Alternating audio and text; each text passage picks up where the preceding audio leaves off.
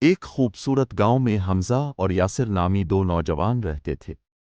دونوں میں گہری دوستی تھی، لیکن دونوں کی زندگی میں فرق یہ تھا کہ حمزہ کے پاس سب کچھ تھا: مال، زمین اور ایک بڑا گھر، جبکہ یاسر ایک غریب گھرانے سے تعلق رکھتا تھا اور دن رات محنت کرتا تھا تاکہ اپنے گھر کا گزارا کر سکے۔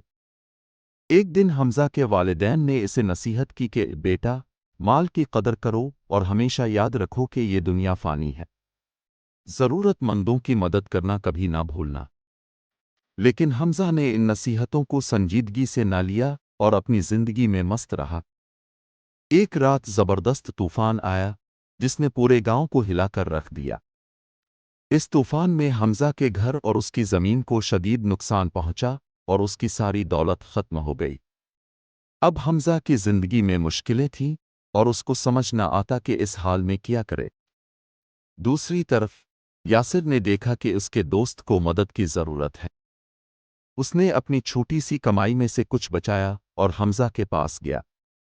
یاسر نے حمزہ کو تسلی دی اور کہا، دوست، یہ دنیا کی چیزیں ہمیشہ ہمارے ساتھ نہیں رہتی۔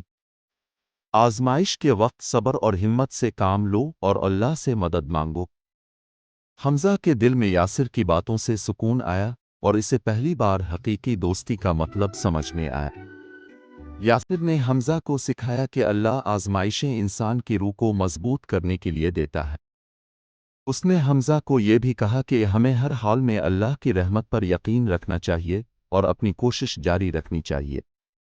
کچھ وقت بعد حمزہ نے محنت سے کام کرنا شروع کیا اور اس نے اپنی محنت اور یاسر کی دوستی کی بدولت پھر سے ایک نیا کاروبار قائم کیا۔ اس نے عہد کیا کہ وہ ہمیشہ ضرورت مندوں کی مدد کرے گا اور اپنی زندگی کو اللہ کی راہ میں وقف کرے گا۔ زندگی کی آزمائشیں ہمیں مضبوط بناتی ہیں اور ہمیں یہ سکھاتی ہیں کہ اصل دولت ایمان، صبر اور اچھے دوستوں کے ساتھ گزارا ہوا وقت ہے۔ ہمیں ہمیشہ اللہ کی راہ میں مدد کرنے کے لیے تیار رہنا چاہیے، کیونکہ دنیاوی دولت اور مال ہمیشہ ہمارے ساتھ نہیں رہتے۔